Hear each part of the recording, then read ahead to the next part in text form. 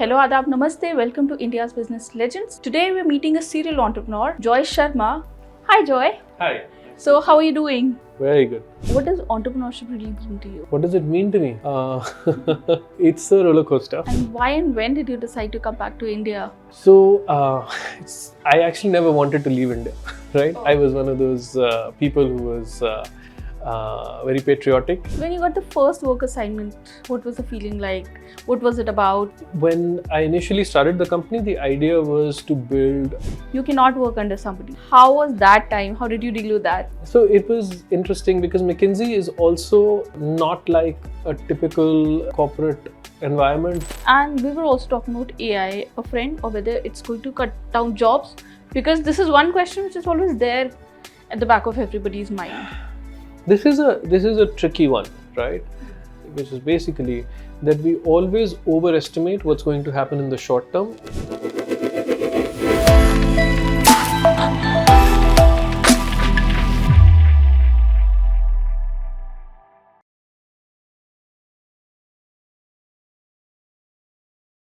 Hello, Adab, Namaste. Welcome to India's Business Legends. So when you were setting up the company, let's say in 2017-18, did you even envision that this is where you're going to reach, or you're still short on target? I didn't know precisely what it would look like, but I knew that I didn't want to do things the way that they were being done. And for me, I think that's the difference between doing a business and being an entrepreneur. If you say that here is a company that is doing, let's say, cab service, right? Typical example. We'll do the same thing. For me, that's just incremental innovation. If you can reimagine the world and say that the world looks like this right now, but actually I think this is a better way. I think that is the difference between doing a business and being an entrepreneur. So for me, it was always that we will not do things the way they're done. I was earlier talking about how people have copied our operating model, right? And they're competing with us. But they copied a model, right? But we kept innovating. So we're still ahead, right? Because innovation is the DNA of easy. If we're doing something, I mean, there are so many times when the team gets frustrated because they're like, we just established over the last year that we're going to do things like this. Now you're changing it again. And I was like, yes, but if you don't, then how are you growing? So give us an example of something that you turned absolutely heads on. Recently, digital marketing, right? Digital marketing was happening in our organization a little bit in the way that it was in 2021, let's say, right, or 2022. I was like, there is so much that AI can do right now, right, in terms of content generation, in terms of guiding you, in terms of ideation. So we said, you know what, we're going to do a workshop. Let's everyone come together and just completely rethink the process, right? How is it that we are going to just turn this thing on its head, right? As you said. Now, here is where we started in that workshop, right? So, to get from here to, let's say, a good quality social media post. Step 1 is this, step 2 is this, step 3 is this, step 4 is this. Now they were saying, okay, in this step, how do I apply AI? In this step, how do I apply AI? In this step, how do I apply AI? And then they were like, no, this is not working. Let me give you an example. So they were trying to create some visual for social media where they were saying that we want to talk about something related to AI, right? Now the instruction that they were giving to AI was create a visual with AI written in the center and a brain and some circuitry, etc. And AI was doing an average job.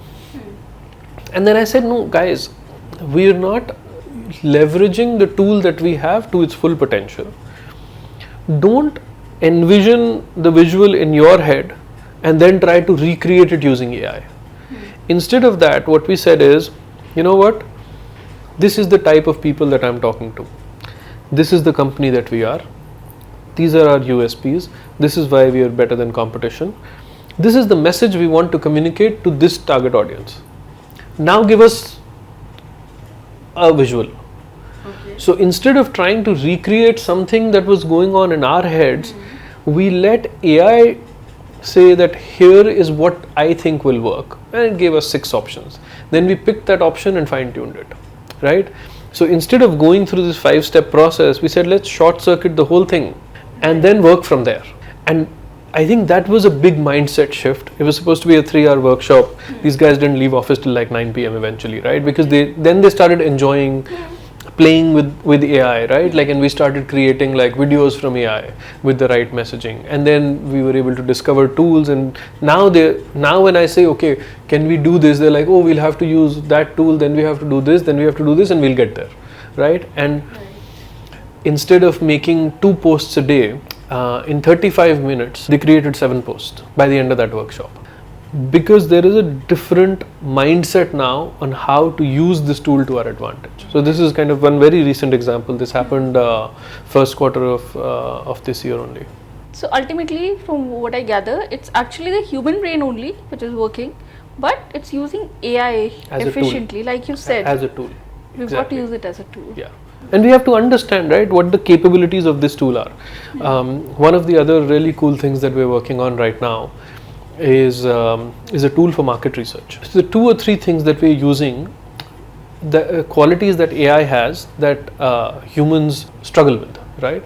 It is able to ingest a very large volume of data, and it's always able to remember that data in the right context, right? So using this, we are actually building an AI-driven market research tool where, for ourselves, we're like, let's curate the right set of data and let this tool do the first cut of the report that our client is going to ask for, and then let the humans work on actually seeing that what are the aspects that are not covered, right, rather than spending their time typing out a report.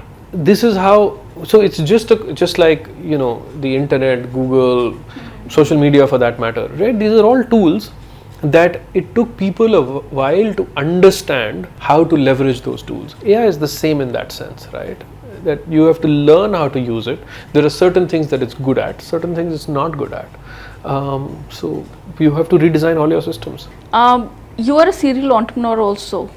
When you started your first enterprise, firstly tell me what it was, and secondly, I want to know, at that time also were you this clear about leveraging AI, or you had a completely different mindset? That was 2006. Because the times are very, very different from where we are right now. But what's funny is that that was actually a factory. So this was automotive manufacturing, and I think that was the one that I jumped into because of the itch, right? As you said, the entrepreneurial itch. Because I like, and this is something that I've learned about myself now, is that I like building things, right? A complete blank slate for me is the most exciting thing because the possibilities are endless. So that was where I learned how to design processes, how to design systems. Like, even I always joke about this, but the way that we're able to provide round-the-clock coverage is actually something that I learned when I was running the factory. Is how do you design a shift system, right? Without people, because if you put someone in a night shift constantly, after a few months it starts affecting their health, right? So we have these rotational shift systems where some people are in the night shift, then they move to other shifts, etc. So I think even that, right, like the lessons that you learn in building things carry forward. So it was a factory where we were manufacturing automotive parts. I'm an electrical engineer. I wasn't even a mechanical engineer, but again, when you're 24, you have all the energy in the world, and I just believed that I could do it. So when I was in my job, I took out like a loan that became my working capital, and with that I managed to get some machinery on rent, and then I started the factory with like one machine and 5 people. There we eventually were at like 70 people working around the clock, and then 2008 happened. So the entire automotive manufacturing, everything kind of dropped, and we went from round the clock to a 5 days a week single shift, just to kind of be in survival mode. And I think that's when I realized that this whole strategy thing is important to learn about, and that's what triggered the idea for me to go do an MBA and really understand. Because that space is there's something called SWOT analysis, right, where you say what are your strengths, weaknesses, opportunities, and threats. And when I actually studied it and I went and looked back, the space that I was in and the way that I had set up that business was I had no negotiating power against anyone, right? Like my clients could twist my arm, the competition could come in with much less capability than we had and still be able to compete. So the market was just like not a great place. But yeah, again, lessons learned along the way, and that's why I'm able to do what I'm able to do now. So I feel that there's this entrepreneurial streak in you. Do you think you'll start another business sometime soon? Is there already something in your mind?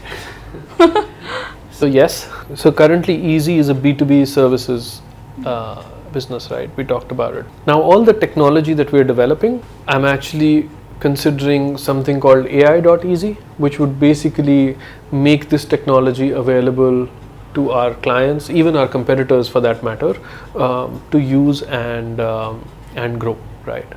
Because this business now, the leadership team has been in place for 2 years. They're running the company, and they're growing the company. So I have now focused myself on building more and more IP related to AI, and that maybe becomes like a separate entity, which is then more AI product type company, but still in the works. We'll see where it goes. And I'm very fluid in that sense, that I will consider something as a project. I will go put energy into it. If it comes to fruition, great. Otherwise, I pick up something else. So that's where we are right now. I'm seeing a lot of positive feedback on this stuff. So hopeful. And that again, now that would be the kind of thing where I think a VC would be an interesting partner, right?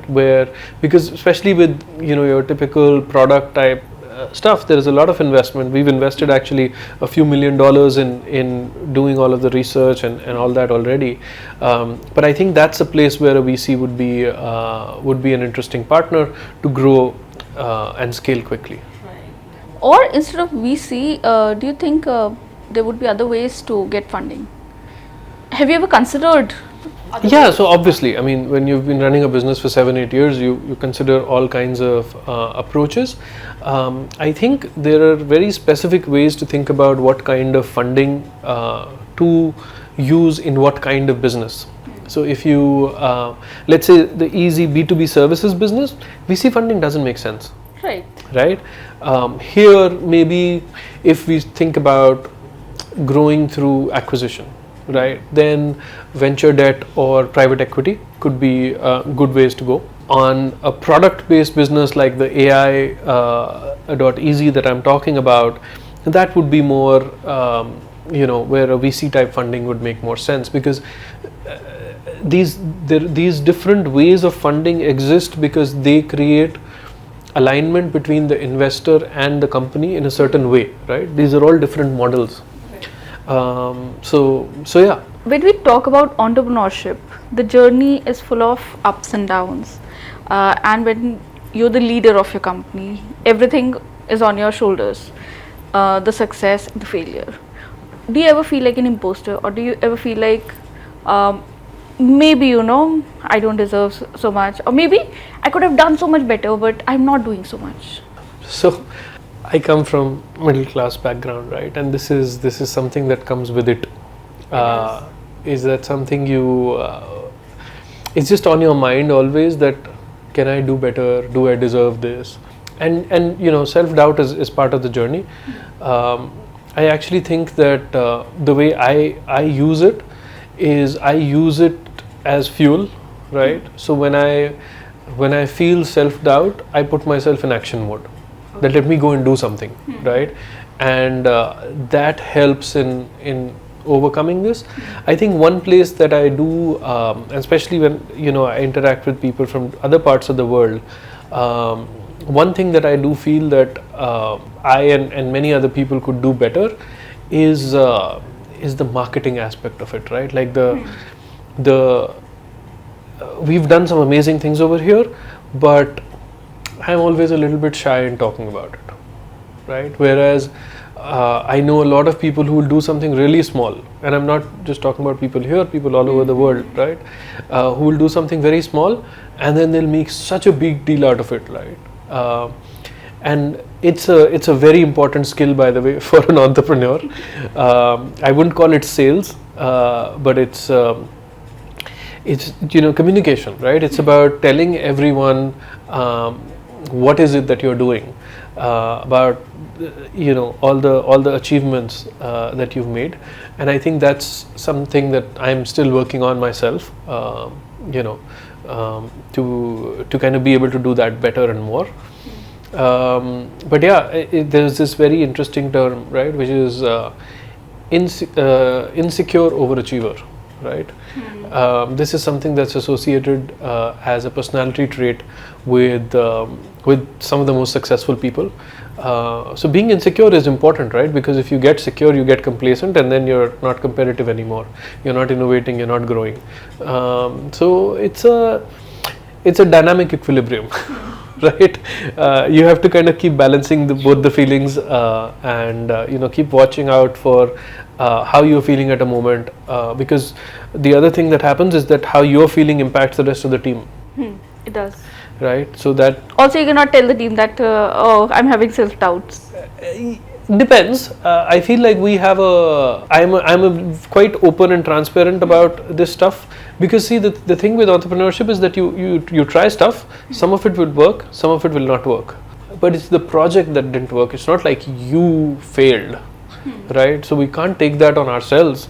There was an idea, nobody knew whether it would work or not. We at least had the courage to go and try it out, and then maybe it didn't work. So I think it has to be more, we have to disconnect it a little bit from the person and the self, or then from oneself, right? So I think that it's not easy, right? It's something that we all struggle with, and it's a journey that I'm also on. So when you said that you're very transparent with your team, I sense that there's a very different kind of work culture, which is not just about the setting of the office or the peppy vibe. What's the deep rooted funda that you use with your employees?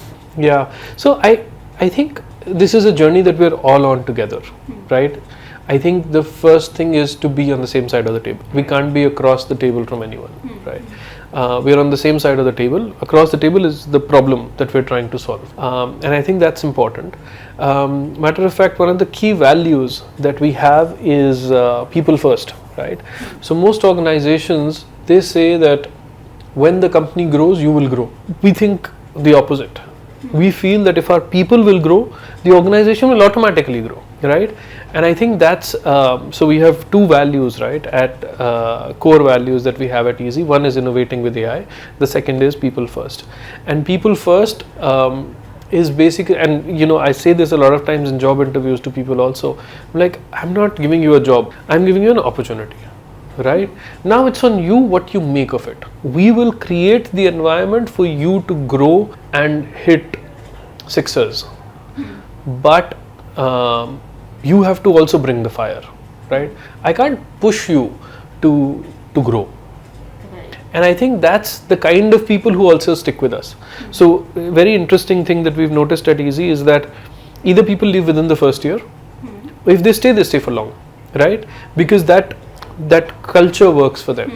So we have a lot of self-driven, self-motivated people who are trying to grow personally also, but also like overall they want to do amazing things. So meritocracy is a very important part of this people first thing, right? We have trajectories, right? Growth trajectories. So you would be an associate, you would be a team leader, senior team leader, whatever. But the speed at which you move through that trajectory is up to you. That doesn't mean that you can go up very fast, right? And that's a good thing. What it means is that you're here. This is what is required in terms of skills and capabilities to do the task of a team leader. You have to prove that you've learned all those skills, you've grown to this point, and then no one's going to stand in your way. Then you're here, then the next bar is, the next level, and then you learn skills and you grow and you say, okay, now I'm here. So this is the other thing that we've also allowed for in this same system. It's kind of, it's not like कि 2 साल हो गए तो promotion होना है, ये ऐसा नहीं है. The other thing which actually I want to share a very interesting incident. There was this one, I think he was the second or third hire at Easy, right? And at some point, and he was an amazing person, and he grew very fast for 1.5 years. But then he got to a point where he was like, I have had situation in personal life and I'm just not in a state of mind. And we said, okay, so it's not like you have to jump to this next level. Cruise here. This is a place that you are comfortable in. Take the time to get to a more balanced place in your life and cruise here, right? You do this job well, you continue doing this job, and when you feel ready and energized again to go to the next level, then you put in your energy. It's not that if you stay here for 2 years, then I'm going to say that you're, that we don't want you at this organization. You're doing your job well, so you stay here. That's fine. And that, I think, is, when people talk about work-life balance, right? I think it's important to understand that when you're with an organization for such a long time, you are going to go through phases in your own life. True. Right? And the organization structure should just allow for that. So if you want to cruise for a while, it's okay, right? I want to take it easy. I know how to do this job well. It doesn't stress me out. Let me just do this for a while. What is this race of I want to go to the next level? So this system of meritocracy, it actually works both ways, right? And you can pace your growth. So I think that's something that again is built into how we do it. The way we do performance evaluations, the way we don't do annual appraisals, right? We have a quarterly rhythm where we have something called people performance reviews, PPRs, where the expectations are set for the next quarter. You get feedback, and then we figure out where are the gaps, where do you need training. But instead of doing that at the end of the year, we do it every quarter, right? And by the way, the bonuses are also paid out on a quarterly basis related to what was, because see, अभी 12 महीने बाद किसको क्या याद रहेगा? So many things would have changed. So a quarterly rhythm really keeps people, it feels more achievable. It's like bite size. Right. It's not like I have to accomplish something really big. And then people also, then it's sprints, right, for everyone. So I think that's so there's a lot of different, when I was talking about, it's like cooking. You have to design a lot of these things intricately, and all of these things have to work with your business model, the service that you're providing, your kind of clients. All of that has to be kind of in sync with each other. But yeah, I think if it wasn't for the amazing people that we have, what could I have done alone? So I think that and this transparency thing, right? Like we have, and we keep bouncing back and forth a little bit. Sometimes it becomes too formal a process, then it becomes too informal, and then it becomes casual. So you have to kind of keep that balance. And for me, whether it's something good or it's something bad, everyone in my team knows that I will say it in front of everyone, right? Like I don't have the time and energy to go say one thing to one person and then go say something to other. जो है सामने है, and सबका सामने है. जो मेरी गलती है वो मेरी गलती भी है, right? It's not that जब वो होता है तो then I say कि हाँ ठीक है, this is where I made a mistake, फिर correct करते हैं, उसको आगे बढ़ते हैं. गलतियाँ तो होंगी ही ना, लोग ही तो हैं. I really hope the other bosses are also listening, because I find it very interesting, and I see a lot of people very lazy and complacent in their jobs because of that annual appraisal thing. They're like, okay, let's just stay where we last are. quarter में होता है काम सारा. Last quarter में काम होगा कि जब deadline सर पर होगी तो we'll work. So this is actually a very good approach. It is, but it is also, it takes time and energy and resources, right? Like the people function. So Divya, who leads our people team, she was the fourth if you count me, to join the organization, and she's built this organization with me right from the beginning. So the amount of effort that it takes into executing on this mindset, right? For a lot of people, HR is just like a whatever, it's a support function. for us, and we call it people, we don't call it HR. So the people team is actually an integral part of the business strategy.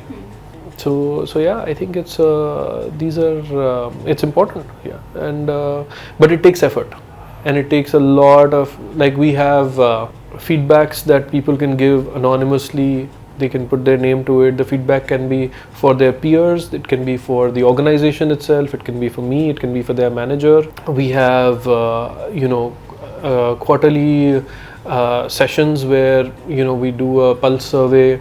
We have the PPRs anyway that exist, the public performance reviews, which is also a two-way process, by the way, right? It's not just that the boss is giving rating to the junior. The junior also, it's a conversation, right? This is where I needed to be. These are the challenges.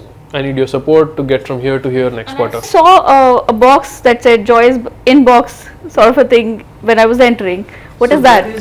That is the last level of escalation, right? If you're not comfortable talking to your manager, if you're not comfortable talking to the people team, if there is something that you feel is unethical that is going on, we have an honor code. You guys should take a picture of it. We can talk about it if you want. Then that box, I'm the only person in the office who has a key to that box. You can just write a note and put it in that box. Every week I check that box. If there's something in it, I'll act on it, right? So this is kind of the, and there have been instances where people have flagged things that are going on, and you have to create that culture and that safety. Like at times people are like, yes, but the Joy's inbox also, there is like a CCTV there, right? So we changed that to make sure that it could really be anonymous, right?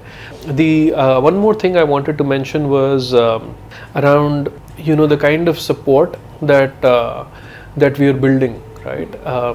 So one really cool example is something called a performance buddy. So you have work, which is part of your life, and then there is the rest of your life. What happened a lot of times is that people would be having issues in relationships, family, shadi, whatever. There's a bunch of stuff that goes on in all our lives, right? And that would then become something that they would either talk to their manager about, or talk to let's say, I don't know, they'll come to me, because we have that kind of a culture where we talk, right, all of us. And what that does is that it creates a strain on the professional relationship somewhat, right? So what we did is we actually have a professional on board. This person is called a performance buddy, and this is a safe space that we've created, whereby and this person is in the office once a week for half a day, and you can book slots with this person, and this is during office hours, right? So you can go book slots with this person and talk about all of the things outside of the professional boundary which could be affecting you, right? So let's say there is some issue at home, financial, whatever, relationship. That's a place that you can talk to, and it's this person is a trained professional, it's a therapist. Their job is to help you balance kind of your professional performance with your personal stuff, and this person also then knows about this meritocracy thing that I talked about, and they're able to then guide the people to kind of have that balance. And I've talked to so many entrepreneurs who are really surprised that we have something like this, right? Also, mental health is something that we take extremely seriously, right? We will so I mean, when people have something that they need to deal with, right, then not just the performance buddy, but there's also like they can take time off, and all of those things we're quite flexible and understanding about. And the way we do it is also that we take it sufficiently seriously that we treat it like physical health, right? And that's our lens. That if you're saying that there is something that's going on, then it's for us it's the same as physical health, right? So I think some of these things, and this is what I was saying, that people love this, right, about working here, and then they go back and talk to their let's say roommate, right? Who's working at a traditional organization. Now some things are different over there which are nicer. So some people are like, we want that nice also and this nice also, and then I have to tell them that listen, it's a package, right? If this is the organization, this is the culture, then it will also come with responsibilities, right? So that's why there's a certain type of people who fit in, certain type don't. But yeah, maybe I digressed. I talked about a lot of different things, but just to give you a flavor of how we look at people and why people first is a value, and what we do to then kind of double down and actually take actions on it. So this actually gave me deep insight into what foundation Easy is built on. I mean, it's people first. When you say that, we know that people are actually building this organization. What apart from this do you think is the could be the causes for the success of Easy? B2B services, I would say there is only one true north, which is giving high quality delivery. The whole challenge with B2B services is that because everything is so subjective and there is client relationships and frustrations and tight timelines, and this is not, see, when you have to deliver, I don't know, let's take, you have to build a car, right? Then it's going to be this many cc. Right. But if you have to do a graphic design or create a video or do research, it's very tough to understand what the client wants. We can't read their minds, right? Maybe in 10-15 years that will also be possible, but we can't read their minds, and they communicate what they're looking for. We'll give something. So there is a lot of if you are able, so there's a lot of frustration that builds up usually with B2B vendors, right? We have more than 90%, actually not just 90%, we are close to 95% in terms of retention of clients since the beginning, right? Why? Because this is what we focus on. We're saying that delivery is our core focus. At the end of the day, at the end of the project, if the client was successful, why would they go elsewhere? And that's the core for me. The core, all of our growth has been organic. People have left one organization, they've taken us with them to their next organization. They've introduced us there and say, no, we should use these guys, right? And that's how all of our growth has happened.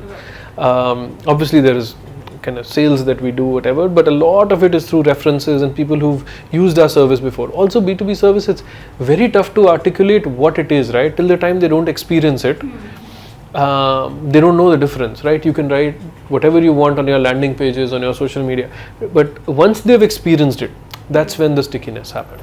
And I think for us, that's been the core, is having a very, very strong delivery engine, which is what's causing our clients to grow. And I mean, we're at 40-50% CAGR, right? So every year we're growing about that much, and we have good EBITDAs, because when clients are happy with the delivery, they don't mind paying a little bit more to us than the competitor, right? And our thing has always been that we're moderately priced for premium quality, right? We're not low cost, but we're not also exorbitant. So it's always been moderate price for premium quality. So I think those things combined has led to growth organically. Great. So this also brings me to the last question of our episode. What advice would you give to the entrepreneurs who are watching it, who want to start something of their own, or who are running a business? Business is very simple. This is something I learned in economics class. Whatever you're doing, you create a certain amount of value. Some of that value you pass on to the client, some of it you keep to yourself. Shortcuts are not going to get you there. You have to put in the hard work to understand, to really kind of create that value. If the value gets created, and when I say value, it could be removing some pain point for the client, it could be some kind of innovation that you're doing. But once you've created that value, eventually it's just about efficiency gain, right? Like how much money are you saving for the client, how much hassle are you saving for the client. Once you've done that, then you keep some of that value, you give some of that value to the client, and it's straightforward. But if you're not creating that value, then, or at least, I mean, I feel like every entrepreneur should have a very, very clear understanding of what is the value that they're creating in the market. Like for us, we know that a lot of the services that we're doing are services that others do. The reason clients stay with us is because of the kind of service that they get. It's not so much about the quality of the graphic that we designed, but it's about the service and the journey that they went through in getting to that out, right? So for us, that's very clear. How do we make that journey better? What can we do around that? That's our innovation. But I think every entrepreneur needs to be very clear about what is the value that they're creating for all stakeholders, right? And I think about this the same way for our team, right? It's not like we're the highest payers, but people like working here for so many other reasons, right? Because we're creating value for them. When you think about clients, it's the same way. If you have partners, it's the same thing. So we just have to know that for all the stakeholders. If you have investors, it's again the same thing, right? For so many investors, I know that the value is not necessarily just the return on investment, right? So many of them also care about, are you a good company? Are you an ethical company? Do I feel proud in being associated with you as an organization?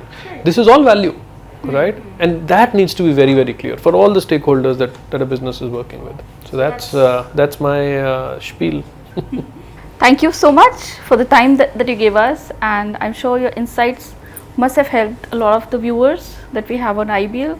Thank you. Thank you so much for your time. Thank you so much for having me. It was a pleasure, and best of luck to everyone who is either already an entrepreneur or starting your journey. It's really a unique experience, and I'm glad that you're thinking about it.